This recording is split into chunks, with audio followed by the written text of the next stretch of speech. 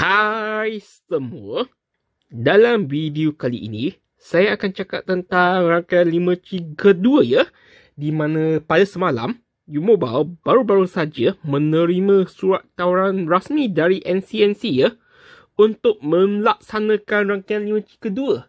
Nak tahu maklumat lebih lanjut tentang rangkaian 5G kedua ni?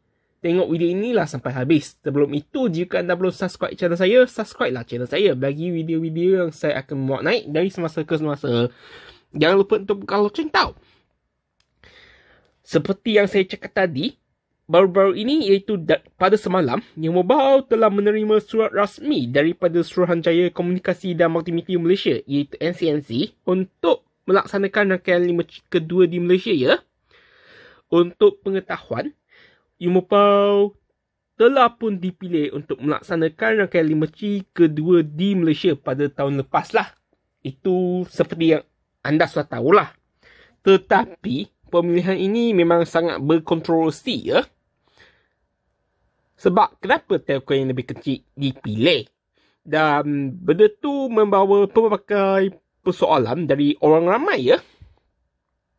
Kenapa bukan Celcom Digi ataupun Maxis yang terpilih, tapi U-Mobile sendiri pula yang terpilih? Dalam kenyataan, U-Mobile berkata mereka teruja untuk memperkenalkan dan membina rangkaian 5G generasi baru mereka dengan pengalaman 17 tahun dalam industri telekomunikasi ya. Dan mereka juga berbesar hati untuk menerima kepercayaan itu daripada NCNC dan kerajaan. CEO dari U-Mobile iaitu Wong Heng Tak berkata bahawa mereka komited untuk menyokong transformasi digital negara dengan memacu penggunaan 5G dan juga menyokong matlamat Malaysia untuk menjadi negara digital berpendapatan tinggi lah.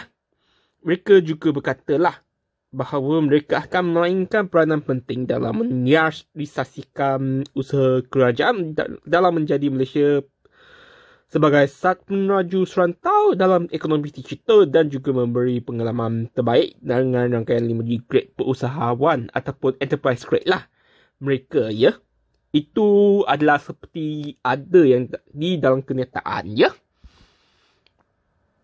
Dan untuk pengetahuan, sebelum U-Mobile boleh melaksanakan rangkaian 5G kedua, mereka dah dapat spektrum yang perlulah untuk melaksanakan benda tersebut.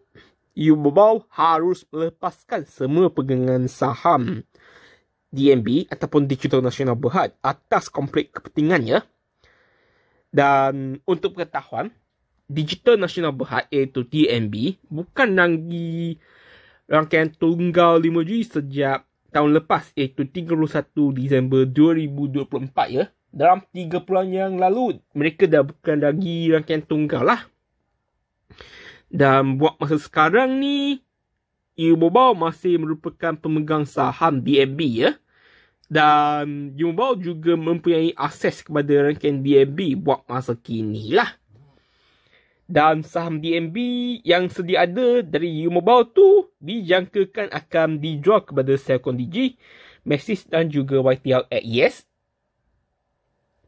Di mana mereka masih akan mempunyai pegangan dekat syarikat tersebut ya.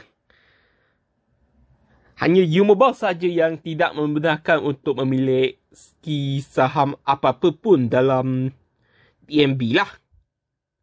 Celcom Digi, Maxis dan YTL masih dibenarkan untuk memiliki saham dekat situ ya.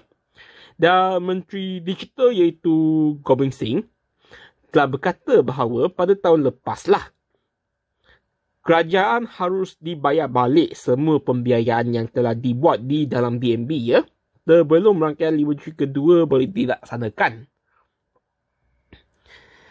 Dan surat rasmi daripada MCNC itu masuklah bahawa U-Mobile dah boleh membina ataupun melaksanakan rangkaian 5G kedua lah. Tetapi ada syarat yang memang perlu dipatuhi sebelum U-Mobile boleh berbuat demikian lah. Mungkin kita boleh nampak rangkaian 5G kedua pada masa terdekat dengan surat rasmi yang diterima oleh U-Mobile ya. Dan saya rasalah ini saja dalam video ini. Jika anda suka video ini, boleh kongsikan video ini kepada rakan-rakan anda, keluarga anda supaya mereka boleh nampak ya. Dan jangan lupa untuk subscribe channel saya bagi video-video yang saya akan memuat naik dari semasa ke semasa. Jangan lupa untuk buka lonceng tau. Jumpa lagi di video akan datang. Bye.